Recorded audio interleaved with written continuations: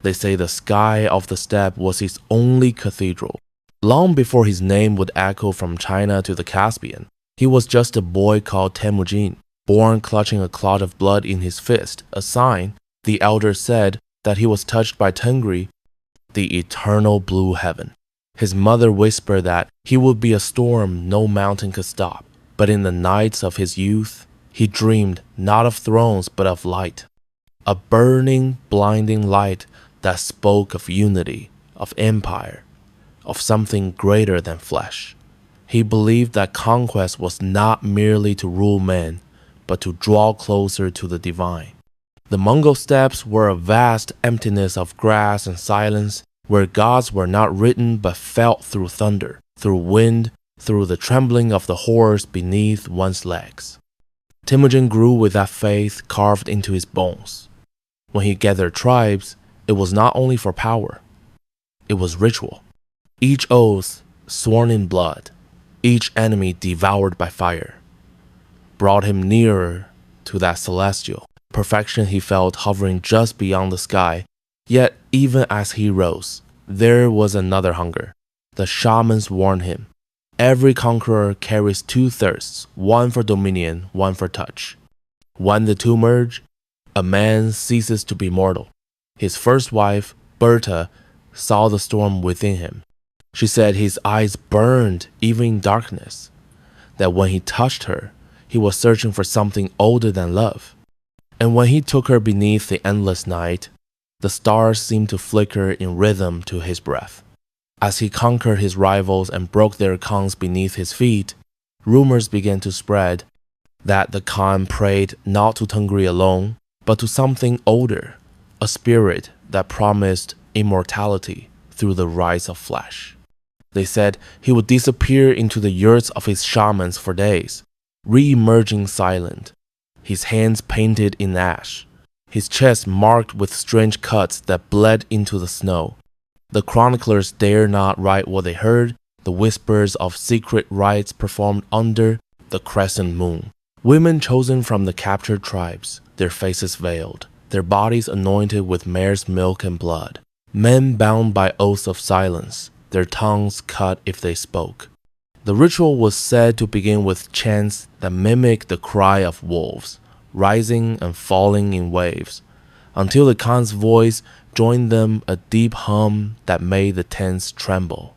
What he sought was not pleasure, but transcendence. He believed that each union, each merging of sweat and spirit tore a hole in the veil between man and God. When he lay with a woman, he said he could feel the pulse of the earth beneath her skin. His shamans told him the seed of a ruler must be scattered to feed the sky. He took this as gospel. Even his generals feared those nights.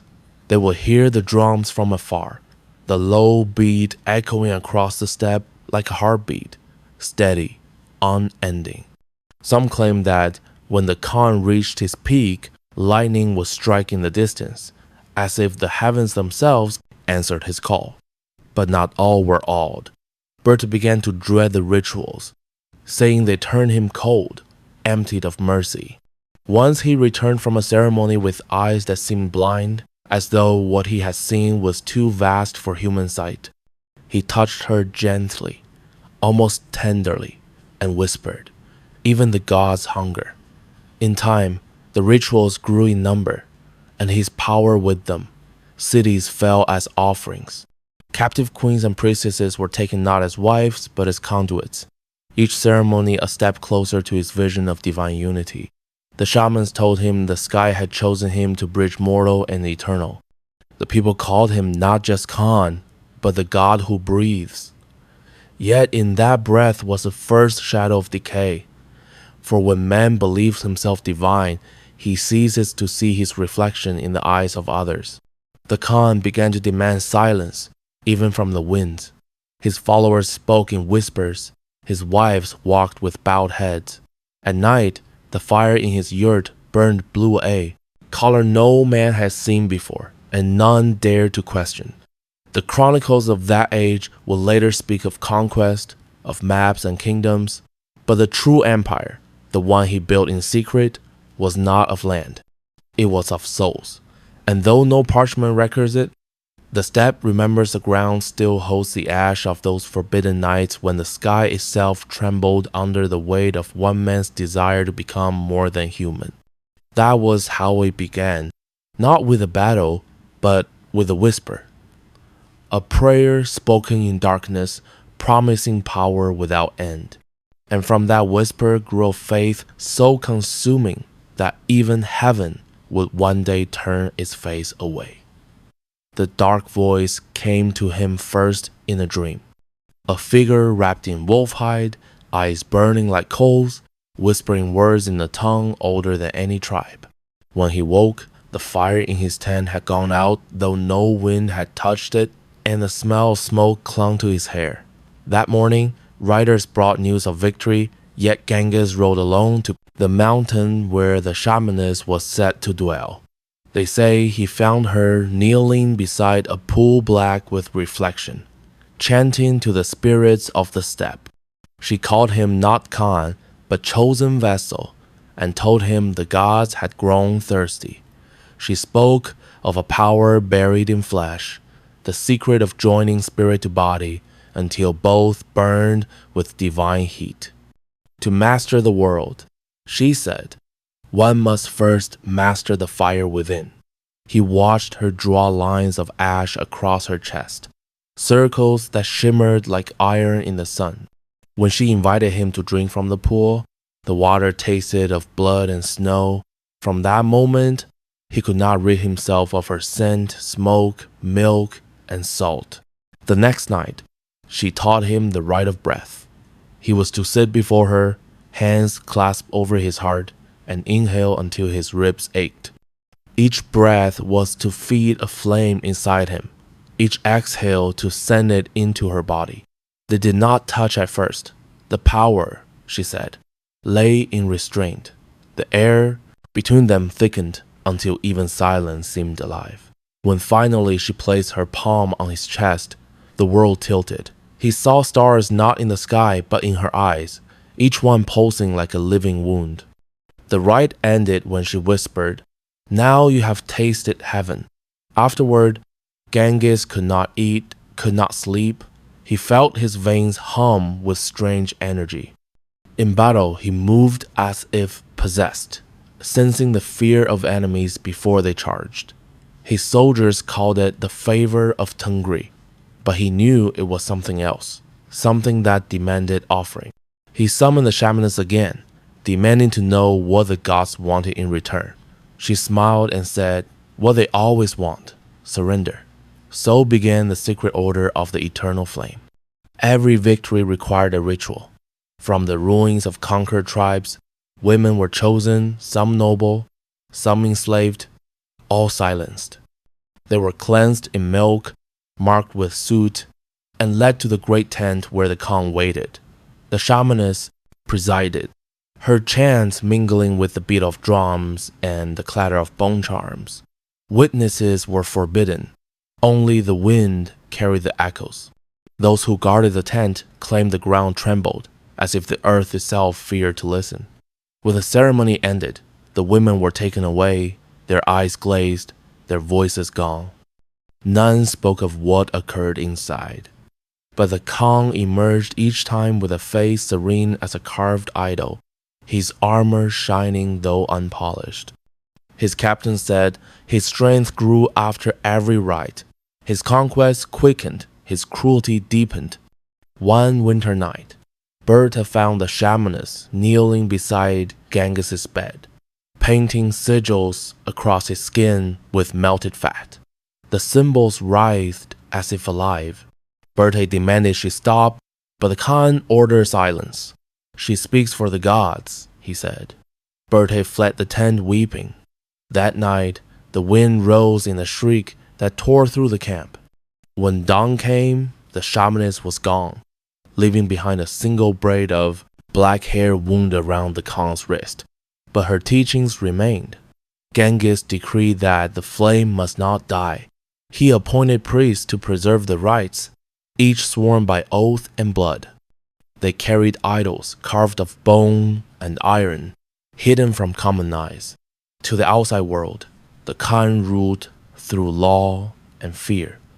Within his circle, he ruled through devotion that blurred into worship. As his empire spread, the rituals followed. Captured queens were brought to him not as prisoners but as vessels for communion. Each ceremony was said to renew the favor of heaven. In time, even the shamans who once served the old gods bent their knees. They called him the living sky. But among his own sons, whispers began. Some said the rites were madness disguised as faith, that the Khan no longer saw man as man but as offerings. Others claimed he had glimpsed the face of Tengri and found it hollow, that his new faith was born not of belief but of fear that beyond victory lay nothing. The steppe itself seemed to shudder under the weight of his hunger. Storms struck without warning. Horses refused to graze near the temple tents. When fires were lit, they burned with green smoke. And in the nights between campaigns, Genghis sat alone beneath the stars, whispering to the darkness, begging it to answer the questions no god could. Why must power taste like ash? Why does every victory demand another sacrifice? In those moments, even the conqueror trembled. The sky above offered no reply, only silence vast enough to drown him. Yet he kept praying, kept burning, kept reaching upward, because he believed that if he stopped, the world itself would fall apart. They said the empire grew on the rhythm of drums. The beat that once called tribes to battle now echoed from every city he conquered. Karakorum, the heart of his dominion, rose like a mirage of gold and smoke. Beneath its banners, the rituals became law. What had begun as whispers in a tent had turned into ceremony, attended by nobles, generals, and slaves alike. The shamanist disciples, dressed in robes of black felt and silver bone, presided as priests. They spoke of the Khan's breath as sacred wind, his blood as the river that bound all tribes under heaven. The temples of the eternal flame were built in secret, half shrine, half theater. Curtains of silk masked the rites within, but rumors spilled out like incense. Each ceremony began with a procession of captives, their bodies painted in spirals of red and white, their faces veiled by smoke. They carried bowls of milk and bowls of blood to the altar. The Khan watched in silence, seated on the dais of ivory, his expression unreadable. When the drums began, they struck not in rhythm but in heartbeat, slow and deliberate. Witnesses said he did not move at first, that he would breathe in time with the sound until his body seemed to sway with the pulse of the music. Then came the chant, the old shamanic tongue that few remembered. Its syllables curled like snakes, sharp and soft, demanding surrender. Each participant was stripped of rank, name, and memory. The priest declared them reborn as vessels of the sky.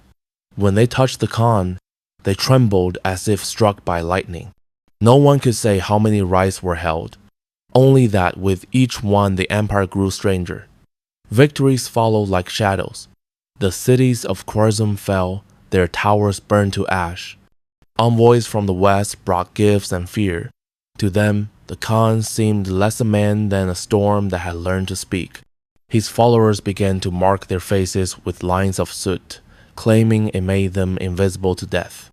The Flames priests preached that the Khan's seed carried divine essence, and that those who drank it shared in his destiny. But power that feeds on devotion soon breeds terror. Within Karakorum, women vanished. Slaves whispered of midnight summons to the temple yurt, of processions that ended in silence. The priests called these sacrifices returns to the sky. None dared question. Even the generals who had followed Genghis since his youth began to avert their eyes. When one dared speak, an old comrade who asked if the gods truly demanded so much flesh, the Khan smiled faintly and said, "Would you deny heaven its hunger?" The man was never seen again. But they lived apart now. guarded by servants who feared her grief. She still loved him, or the memory of who he had been, but she felt the distance widening like a wound. Once, she crept into the temple at night, veiled and silent.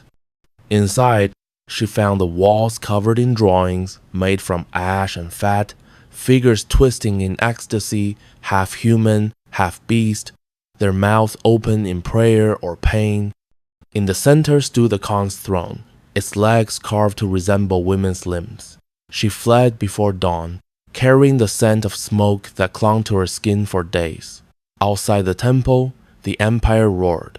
The Mongol banners swept across Persia and the plains of Russia. The world trembled at his name, yet within the victories there was rot. The flames' rites began to consume those who practiced them. Priests lost their eyes to fever. Soldiers fell into madness, muttering hymns in their sleep. Horses refused to enter certain camps. When lightning struck near Karakorum, the flames burned blue again, the color of heaven's wrath. The shamans once said, one night a vision came to him. He saw a mountain split by fire, and from its core emerged a woman with hair of smoke and eyes like night itself. She said, "You have called to heaven too loudly. Now it listens." He woke trembling, his hands slick with blood from wounds that had not been there before. He ordered the priests to double the offerings, to summon every shaman from the farthest corners. If the gods had heard, they must be appeased. The great riot that followed was unlike any before. The entire court gathered under a sky bruised by thunderclouds. Captives were brought in, chains, nobles knelt beside slaves, and the Khan himself stood bare-chested, his scars gleaming in the firelight. The drums began, deep and slow. The priests circled, chanting until the air itself seemed to ripple. The Khan lifted his arms to the sky and cried, "Let the heavens take me." The lightning struck at that moment, blinding and absolute. When the flash faded, he was still standing. The people fell to their knees, believing they had witnessed a god reborn. But those closest saw his eyes no longer bright but hollow, reflecting nothing. He turned from them without a word. That night, a storm swept across the plains and did not end for 7 days. From that time onward, the Khan spoke less. He no longer trusted sleep, for each dream brought the woman of smoke, whispering that the gods demanded an end. He rode in silence, his armies moving like extensions of his will. He had achieved what no ruler before him had, an empire from the Pacific to the Black Sea, but the victory felt hollow. For what use was dominion if the sky itself had become his enemy? The priests called it ascension, the soldiers called it curse. But only Genghis knew the truth. The more he conquered, the smaller the world felt, and the louder the silence in his soul became. The years passed like a storm across the steppe, and the legend of Genghis Khan grew until it no longer seemed bound to human measure. The empire stretched from frozen forests to burning deserts, and yet in every victory, a new shadow formed. His court, swollen with the spoils of conquest, mirrored his secret hunger. The priests of the flame multiplied, whispering that their Khan carried the breath of creation itself. In the temples of Karakorum, incense rose like ghosts, and every conquest was greeted with ceremony instead of prayer. They say the rites change with the seasons. In winter, the flames burned low, their smoke thick with herbs meant to call the spirits of the ancestors. In summer, they burned high and white, a pillar reaching for heaven. Those chosen for the ceremonies were no longer captives, but volunteers, nobles, soldiers, even foreign envoys, each eager to prove their devotion. What began as worship became competition. To endure the sacred trials was to earn the Khan's favor. To falter was to vanish. The Khan himself had become a figure of stillness. He moved through the palace like a shadow, his words fewer, his gaze heavier. Berta saw little of him now, though the empire bore her sons. At night she would stand at the threshold of his tent and hear him speaking to someone unseen. His voice was low, pleading, sometimes tender. Once she dared to enter. The tent was empty, but for the idol of the eternal sky carved in bone, its hollow eyes reflecting the dim blue of the fire. It was said that in these later years, he began to speak of immortality not as a dream, but as an obligation. The gods gave me the world, he told his eldest son, and they will not take it back through death. He ordered his shamans to seek the mountain where heaven touched earth, to prepare for the rite of union that would bind his soul to the eternal wind. The priests obeyed without hesitation. In secret valleys north of the capital, a temple rose, built not of stone but of black wood and salt. The craftsmen were blinded when the work was done, so no mortal could recall the shape of what they built. Within its walls, the flame never died. The fire was fed by oil, milk, and blood. The priest said that the smoke which rose from its roof was the breath of the Khan's coming eternity. But the empire began to tremble. The soldiers murmured that the land itself had grown restless. Horses sickened, crops failed, cities once loyal turned sullen. In their hearts, the people began to fear that the sky, once their protector, now watched in judgment. Even among his generals, doubts spread like frost. One, a man who had fought beside him since boyhood, begged him to end the rites and turn his gaze back to the living. The heavens have no mercy, he said. Only the people do. Genghis smiled faintly, like one who has forgotten how to weep, and answered, the people die. The sky endures. On the night of the first great storm that year, lightning struck the temple of the flame. The roof split, and the fire inside turned green before swallowing the priests whole. The next morning, their bones were found arranged in a perfect circle, faces turned upward as if still praying. The Khan took it as a sign. The gods demand completion, he said. They have opened the gate. Preparations began for the final ceremony, the rite of heaven's union. From every corner of the empire, offerings were brought. Silver from Samarkand, jade from China, ivory from the southern jungles. Thousands gathered in the valley of the black wind. The air smelled of rain and blood. The Khan's sons watched in silence, each wondering whether their father sought glory or madness. When the chants began, the sound rolled across the mountains, echoing like thunder. He stood in the center of the circle, the blue fire painting his skin in cold light. Around him moved the priests, each holding torches that hissed in the rain. You are no longer of the earth, they cried. You are the breath of the sky. He lifted his arms, the wind pulling at his cloak, and for a moment his voice rose above the storm. If the heavens will not grant me peace, then I will claim it. The witnesses will later swear that the lightning did not strike him, but bent around him, drawn into his chest.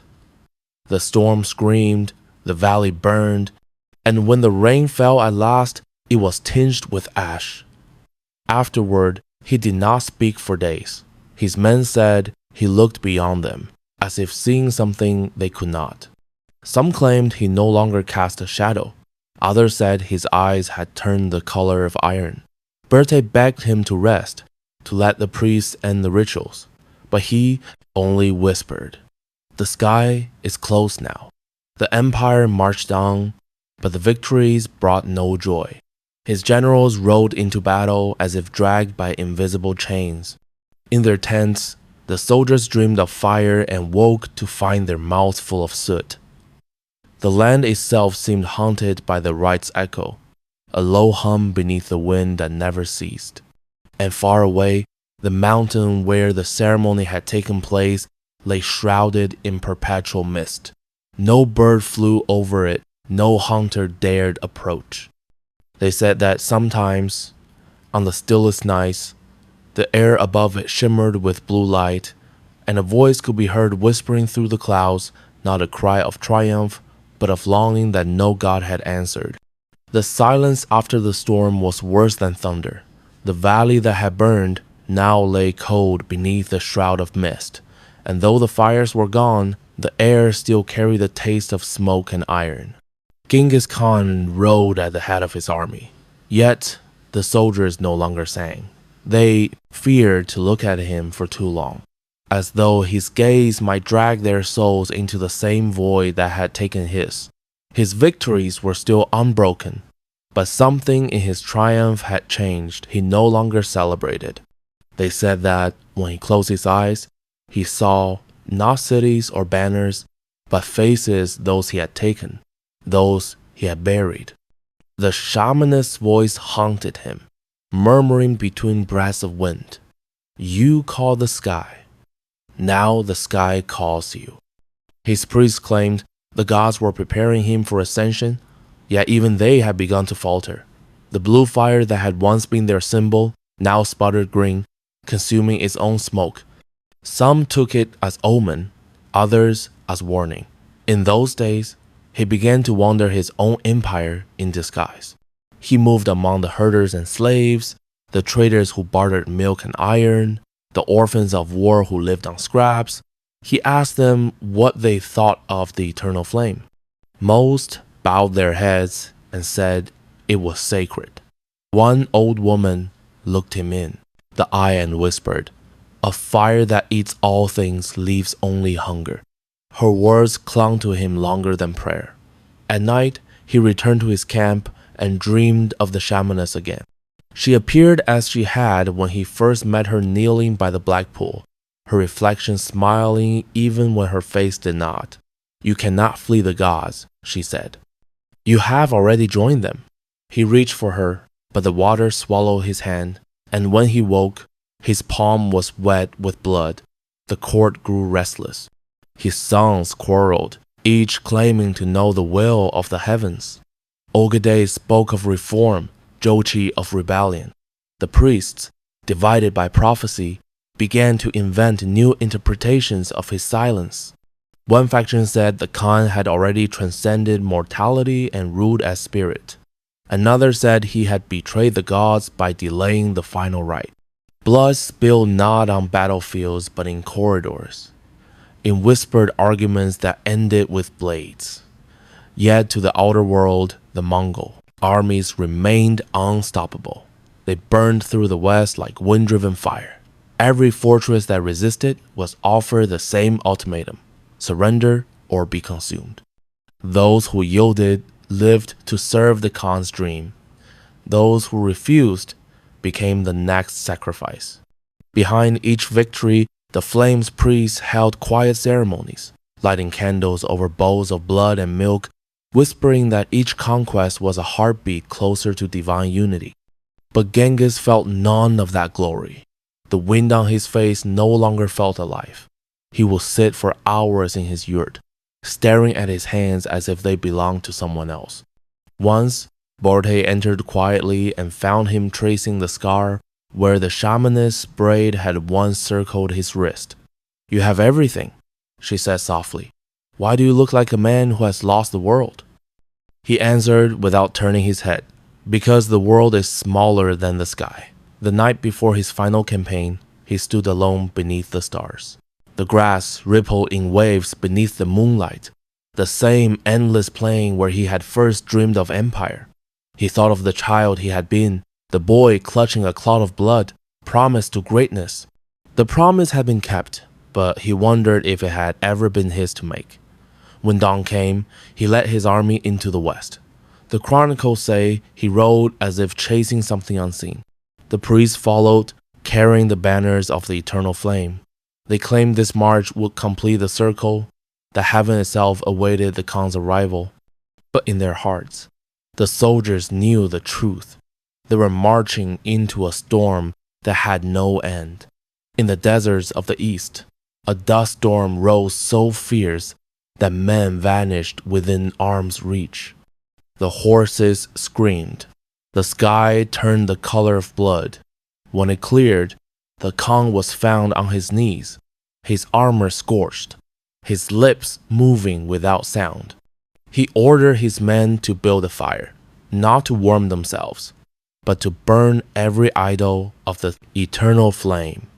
The gods have no mercy, he said. Only man can grant peace. They obeyed, though some wept. The idols cracked in the heat, spilling resin and smoke that smelled like incense and rot. He watched until the last ember died, then whispered to the wind, "Now you are free." That night, the steppe was utterly still. From that moment, the priests fled. The temples of Karakorum were emptied, their altars torn down. The eternal flame, once the empire's heart, became ash.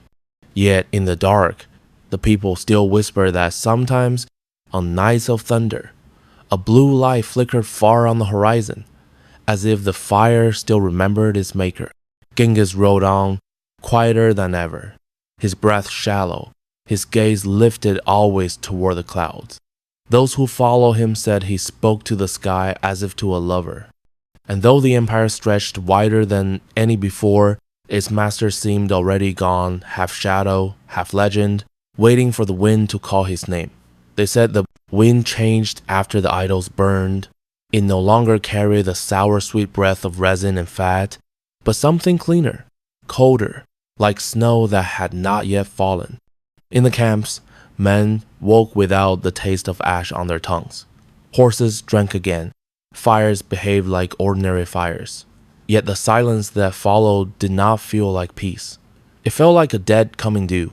Priests slipped away at dusk, taking with them bone charms, scraps of silk, a few terrified acolytes. Some were dragged from their beds by soldiers who had learned to hate the smell of incense.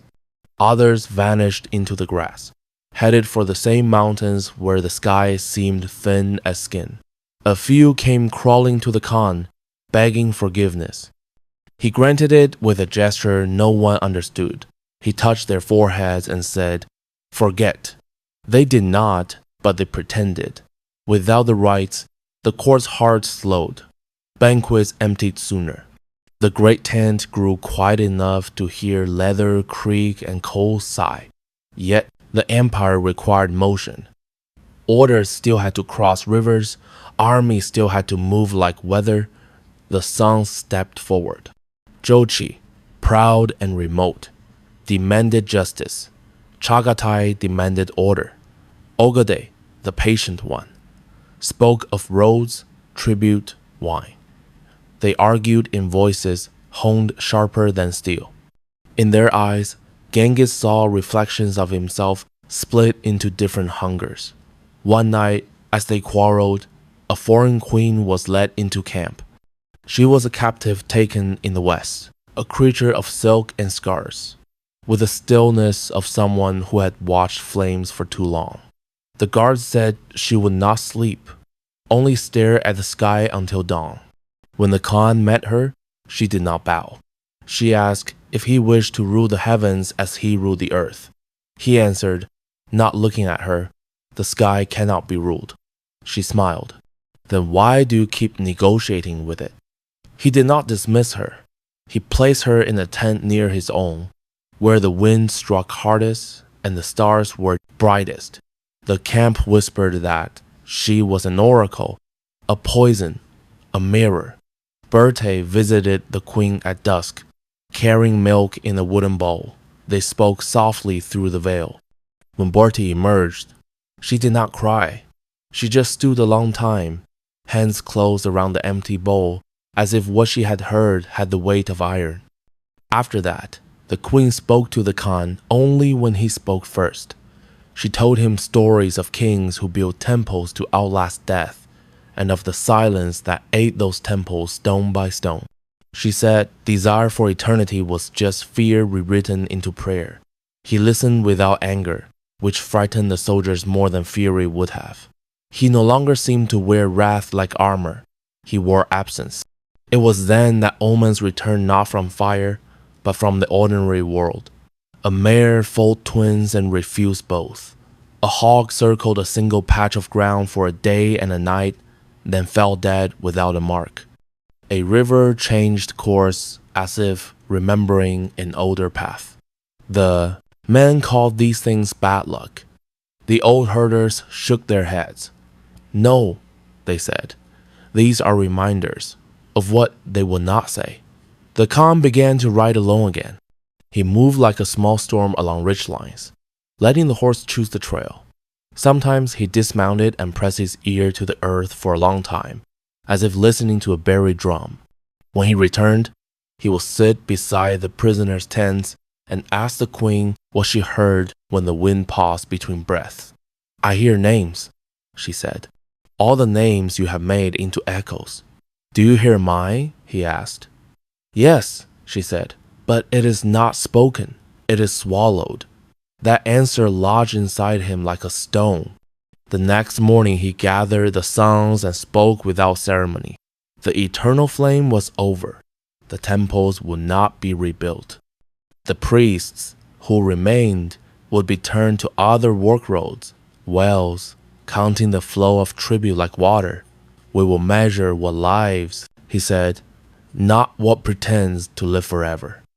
Ogedei nodded first, grateful for anything that resembled law.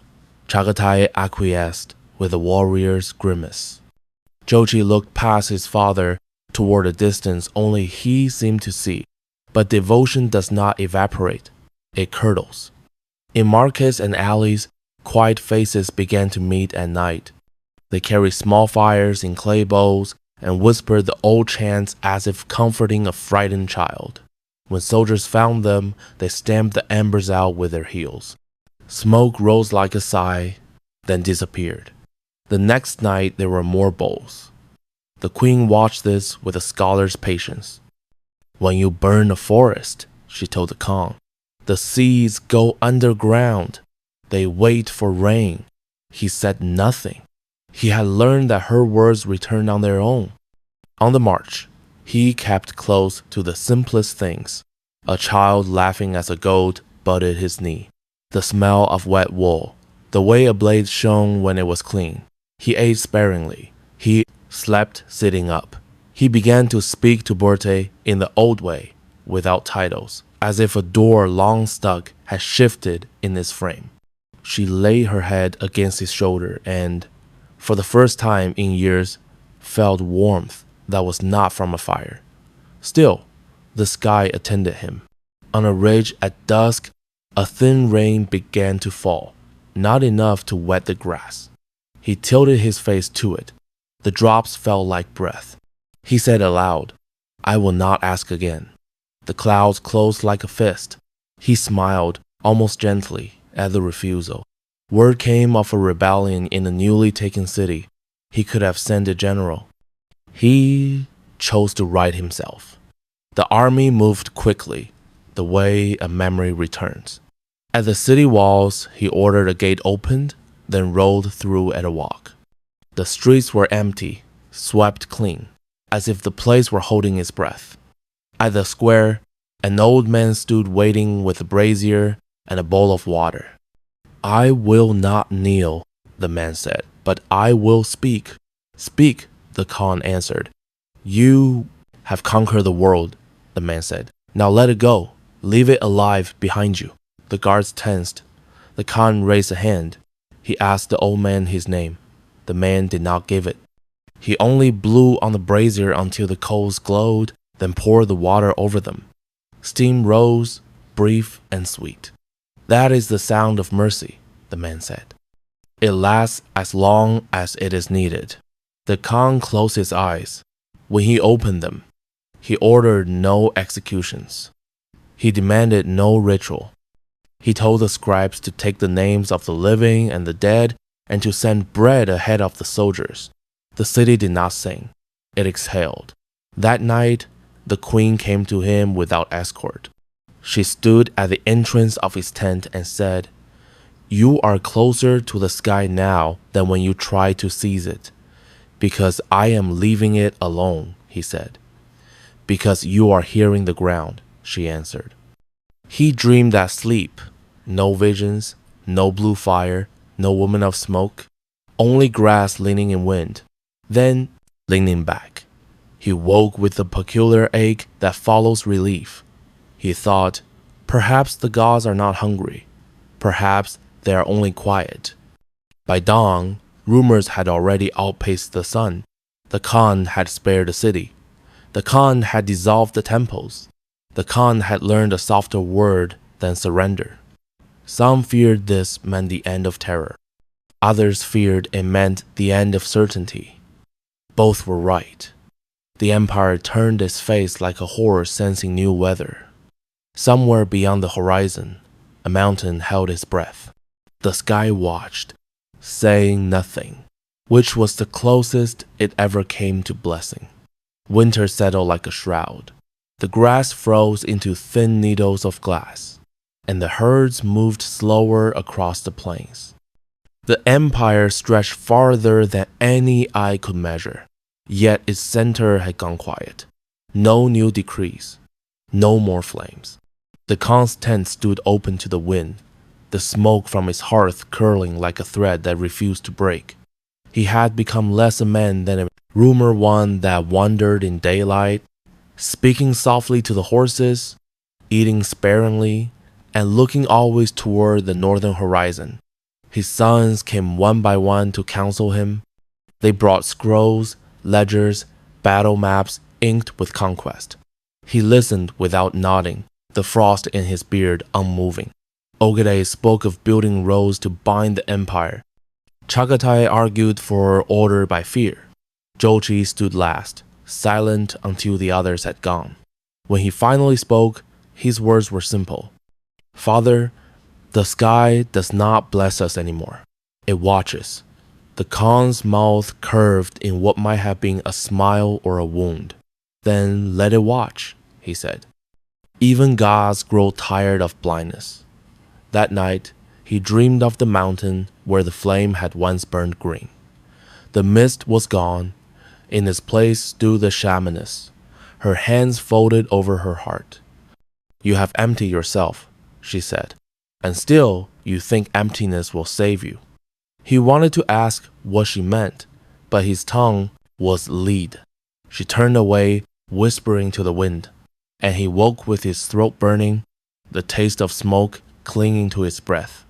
Outside, the guards swore they had seen a light blue, faint, circling the mountain like a star that had lost its place. In the weeks that followed, the Khan rode west. The land changed beneath him, snow giving way to sand, steppe to barren rock. His generals begged him to rest, but he refused. The horizon is a door, he said. If I stop, it closes. The queen, the captive, who had become his mirror, rode behind him in silence. She carried no weapons, only a small jar of water from the black pool where the rites had begun. Once, she offered it to him. He drank and said, "It tastes like rain before it falls," she replied. "That is what memory tastes like when it begins to die." They crossed a desolate plain littered with bones of animals and men. The soldiers whispered that it was cursed, that no wind dared pass through it. On the third night, a storm rose sand, not snow, and swallowed the horizon. The horses screamed. The men wrapped their faces in cloth, calling to one another through the roar. In the chaos, the Khan rode ahead until even his standard vanished. When the storm broke at dawn, they found him kneeling beside his horse, his eyes open and blank, staring into nothing. He breathed but shallowly, and when they lifted him, his body felt light, as if the soul inside had forgotten its weight. For 3 days, he lay between waking and sleep. Berthe sat beside him, whispering prayers from her childhood, not to Tengri, but to the nameless spirits of earth and fire. The queen watched from the shadows. On the 4th morning, his eyes opened. "How long have I been gone?" he asked. Berthe wept at the sound of his voice. "Long enough," she said, "for the world to forget its fear." He turned to the queen. "Tell me, Do the gods still whisper? She shook her head. No, they listen. He rose from his bed as if from a grave. The army expected commands, vengeance, vision. Instead, he ordered tents packed and fires drowned. We will return to the grasslands, he said. There is nothing left to conquer. Some protested, fearing disgrace. He silenced them with a look. The earth is already conquered, he said. It is the soul that refuses to yield. The journey back was long, and winter met them halfway. Each day, a soldier fell behind and did not rise again. The sky grew lower, pressing down until it seemed the clouds might crush the steppe. In the distance, wolves followed their trail, silent and patient. When at last they reached the plain where the empire had first begun, the Khan dismounted and stood alone. Around him stretched nothing, no cities, no temples, only the wind and the memory of youth. He looked to the horizon, where once he had seen destiny and now saw only dusk. He said quietly, to no one, the world is round because it must come back to silence. Berthe took his hand. For a moment, the years between them dissolved the blood, the fire, the endless marching. He smiled faintly, and in that smile was both peace and exhaustion. Tell them, he whispered, that the sky is not to be feared. It is only wide. That night, the camp slept without drums. No chanting, no fire, only the murmur of horses breathing. The queen poured the last of her water into the earth beside his tent. It steamed briefly and vanished. When dawn came, he was gone. His armor lay folded beside the extinguished hearth. His cloak weighted with frost. No tracks led away, no sound of departure. The soldiers searched the plain until the sun rose high, but the wind had erased everything. They buried nothing because there was nothing to bury. Instead, they built a cairn of stones and covered it with earth, leaving no marker. Berthe stood over it and said, If he is in the sky, let him be quiet. If he is in the ground, let him be still. The men bowed their heads, and the silence felt like the closing of a book. Years later, shepherds swore they saw a rider crossing the horizon at dusk, moving east toward the fading light. Some said it was only wind stirring dust, others said it was the Khan returning home. But the old ones of the steppe would only smile and answer. When the gods stopped speaking, he finally learned to listen. The cairn they built became a story. No one knew if he lay beneath it, if the wind had taken him, or if he had simply dissolved into the horizon. Yet in the decades that followed, that nameless mound of stones turned into a pilgrimage of silence. Riders came from every corner of the empire, kings, slaves, shamans, and widows, to stand there and hear the stillness that seemed to hum under the soil. Some said the air above it shimmered faintly blue, like the last breath of a dying flame. Others said the ground itself was warm even in winter, as if the sky had never quite let go of him. The empire he had built did not collapse. It lingered, half machine, half memory. His sons divided the lands, their banners drifting apart like fragments of a torn sky. They ruled with iron, but the old fear had gone out of their voices. They spoke of law, of trade, of roads that cut the steppe like veins of silver. Yet beneath the peace was unease. At night, the guards of Karakorum claimed they saw shadows moving across the palace walls, shapes like horses, like hands reaching. And in the temples that had once housed the eternal flame, some of the priests returned. They came quietly, older now, humbled by years of hiding. They lit no great fires, only small candles, whispering prayers, not for power, but for forgiveness. One of them carved a line into the stone altar. Even gods must learn to stop asking. The words were erased by morning, but the rumor spread, and before long, the entire city murmured the phrase as a kind of blessing. Birde lived long enough to see this gentler age. Her hair went white, her hands thin as reeds, but her eyes still held the vast patience of the steppe. She visited the cairn once each year, leaving behind a single handful of milk poured onto the stones. When her grandchildren asked why, she would only answer, "It is to cool the fire of his name." The queen, the woman once called the oracle, the mirror was seen one last time walking east with a band of traders. They said she carried a single jar wrapped in silk, and that when she opened it to drink, the scent of rain filled the air. Some claimed she went to the mountains to speak with the wind. Others whispered she followed it into death.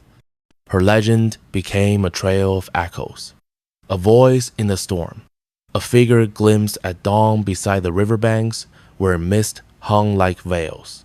Among the nomads, new songs replaced the old hymns. They no longer called to the sky for favor. They sang to the earth for mercy.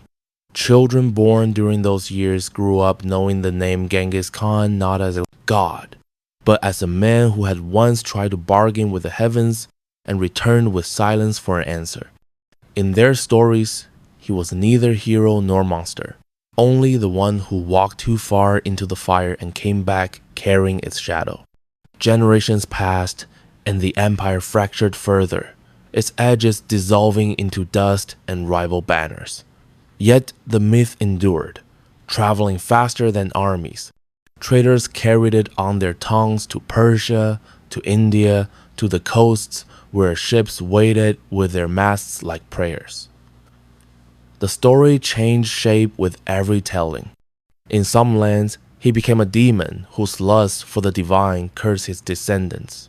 In others, a saint who burned himself to keep the world warm. And somewhere between truth and invention, he became immortal after all. Centuries later, a traveler from the west reached the steppes, searching for the place where the eternal flame had once risen. He found only grass and sky, endless and unbroken. At dusk, he stood on a low ridge and watched the sun melt into the horizon. The wind carried a faint hum, neither song nor whisper, something between breath and thought. It seemed to pulse through the ground, as if the earth itself remembered a heartbeat. The traveler wrote in his journal that night, "The Mongols worship the sky, but it is the silence of their land that feels holy. In the ruins of Karakoram, time wore away the symbols carved by the priests. The stones grew soft with moss, and the old roads cracked, swallowed by roots. Only fragments remained, a bronze bowl blackened by fire, a shard of ivory carved into the shape of a hand. The outline of a throne long vanished. Archaeologists centuries later would find them and argue over their meaning. None could agree whether they belonged to ritual or myth. The only constant was the faint residue of smoke trapped in the pores of the stone, proof that something had burned there once, fiercely and long. There were stories, too, of the night sky changing. Shepherds swore that each winter, when the snow lay unbroken, a single streak of light crossed from east to west, vanishing above the old cairn. Some said it was a star. Others said it was him, still writing. The elders would laugh softly, stirring their fires. If it is him, they would say, he finally learned how to move without conquest. And so the legend lived not in temples or empires, but in the quiet faith that the world remembers everything it survives. The grass still grew where he had once shed blood. The wind still sang the names he had forgotten. And when night deepened, when even the wolves went silent, the air over the steppe seemed to hold its breath, as if listening for a voice that had once commanded it. But no voice came. Only the low, eternal murmur of the wind answering itself, an empire reduced to sound, a story still burning, invisible as the sky. The cairn outlasted them all. Seasons erased its edges, yet it stood unmoved, a mound of stones whispering beneath the wind. Children born a century later would climb it and slide down laughing, never knowing what bones or memories lay beneath. The empire that had once burned continents was now only a legend carried by dust and traded between merchants as story. Still, on some nights, when the moon thinned to a sliver, the steppe would tremble softly, as if remembering the hoofbeats of ghosts. From that hush, new empires rose and fell. The descendants of the Khan built palaces, then ruined them. They argued over his words, inventing new scriptures from silence. Some called him a saint of fire, others a warning from heaven. Yet every version began the same way, with the sky split open and a man who dared answer it. Historians came centuries later with ink and doubt, trying to divide fact from myth. But the steppe resisted translation. It remembered in breath, not text. Far to the west, a scholar named Jorim found fragments of parchment buried in a ruined monastery. They bore marks that seemed burned rather than written, curling into the shapes of prayers. He spent years trying to decipher them. When he finally succeeded, the words were simple. He learned that to master the wind is to become its echo. The scholar laughed, uncertain if the phrase was wisdom or madness, but he wrote it anyway, and that was enough to make it immortal again. In Karakorum, only the foundations remained. Shepherds led their flocks through the ruins, unaware that beneath their feet lay the stones of the old temple. One winter, a young girl herding goats found a piece of metal shaped like a human hand, blackened yet smooth. She kept it as a charm against storms. Whenever thunder rolled across the plains, she held it tight, whispering to it as if it could hear. The storms always passed her by. The elders said it was luck. She thought it was listening. The legend wandered east once more. Among monks in the mountains, a rumor spread that Genghis had not died at all but had dissolved into wind, reborn as the guardian of travelers. They lit fires at passes and left milk for the unseen rider who kept the paths clear of wolves. To them, he was no longer the conqueror but the compass. And so devotion, once drenched in blood, turned to gentleness. No one could say when reverence had changed direction, only that it had. Years became centuries, and time thinned the story into mist. Yet the people of the steppe continued to speak his name as if it were a kind of weather, something to be respected, not understood. The Khan is breathing, they would say when the wind rose suddenly. The Khan is dreaming, when the clouds gathered heavy and low. Some nights, the aurora swept across the northern sky, pale, green, and trembling. And those who saw it said the gods were still arguing with him, though more softly now. Beyond the steppes, in cities built from the trade his empire once opened, poets rediscovered his myth. They wrote him as symbol, as shadow, as the first man to build an empire, only to learn that power cannot feel emptiness. His story became a mirror for kings and lovers alike. The forbidden rituals turned into allegories, lust for divinity, hunger for meaning, the mortal's rebellion against the boundaries of flesh. Every age remade him in its own image, yet beneath every retelling, the same pulse remained, the yearning to touch the infinite and live. And still, the steppe endured, the real steppe, cold and unadorned, endless as ever. The grass bowed under wind that remembered him. The air shimmered with the scent of storms that once answered his name. Travelers who slept beneath that sky spoke of dreams that felt older than their blood. A rider with eyes of flame, a whisper that said, "The gods are quiet now. Be kind in their silence." When morning came, they would wake with tears and not know why. They would find hoofprints in the frost, single and unbroken, leading toward the east and vanishing where the light began. They would tell no one, for some things survive only when left untold. And so the story folded itself back into the land where it belonged. The empire was gone, the temple's dust, but the hunger that had built them, the yearning to cross the line between man and divinity, remained inside everyone who heard his name. It flickered whenever a man raised his eyes to the heavens and asked for more than he should, whenever a woman felt power bloom in her chest and mistook it for sin, whenever a child dreamed of ruling the world, only to find the world too vast to hold. In that way, he never truly vanished. He became the question itself. What if the sky can be touched? And what will it cost if you try? At night, when the wind gathers and the stars scatter across the plains, the steppe still answers, though no ear can catch it fully, a murmur like breath drawn through fire, carrying a voice that might be his, or might be the earth's. I'm not gone. I'm the wind between prayers.